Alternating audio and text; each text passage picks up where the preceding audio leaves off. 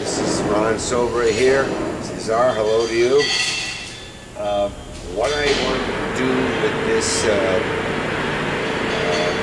show is to show you some of the machines that are available when taken from service, because I believe that this is your best bet in today's market. That is to say, a fully rebuilt machine costs what a fully rebuilt machine always costs. Nothing's gone down about those prices. The place to make the buy is buy totally serviceable equipment and just run it. This mill, for example, here that I'm going to show you is 84-inch mill, and the 60-inch mill as well. If you would have come to these people and said, you have to spend a lot of money on this machine right now, they would have looked at him like he was crazy. There's no reason to do anything with this machine. Just run it. The one place where you may have difficulty is on the electrics, the motor. And the worst case scenario, generally under these conditions, is that you have to replace the motor. I don't think that's the case here. These are 440 volt. The others I'm going to show you are 40 and 60. Alright, there's so much noise in the background here, I'm afraid I'm losing some of it. So let me pick the camera up and get some information or show you some things about this mill.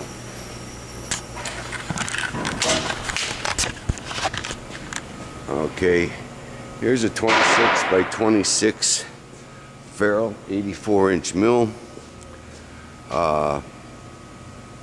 This machine's, the connecting gears are fine. The roll condition is obviously very good. The guides look very good and are very telling. And what I mean by that is, I don't know if the light is going to be good enough here, but the guides are set very close to the surface of the rolls, such that if the bearing clearances were too great, there would be metal to metal contact there. That gap between the guide and the roll there, especially on the leading edge, leading edge looks like a 32nd. The balance maybe looks like a 16th of an inch. So, at the most, the bearings have a 16th of an inch of clearance, and I don't believe that. So this to me says the bearings are in good shape. All right. Trying to get around here to the drive. Here's the 440 volt motor, and drives through a single reduction gearbox to a master gear and pinion arrangement to the mill. The mill is mounted on a structural steel base, and it allows you for above floor mounting such as it is here. The other aspect of this machine that I needed to get here is the starter, which was upgraded recently and is a great starter, great setup here. There's a synchronous motor, really just about perfect for a mill application, and electrics could be considered updated. All right, here we have the drive on the 60-inch mill. It's also 440 volt. It's a unidrive machine. I think I can get it here with see the gearbox.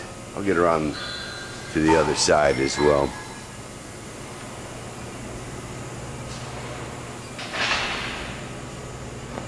The rolls on this machine are got one blush of rust there where apparently there's a leak in the rough. Come on this side again. The guides look to be fitted nice and snug against the rolls, which means the guys would do their job, and secondly it means the bearings. On a machine where the bearings are bad, you'll see that section underneath the guide there gouged very distinctly. It's not hard to see it. And that means that the roll's bearings are greater than the gap, and you got metal to metal contact. Here's a gearbox, which in this case is directly connected to the rear roll. And Again, you see your base. Okay. Now, just to put all this in perspective, this 84-inch mill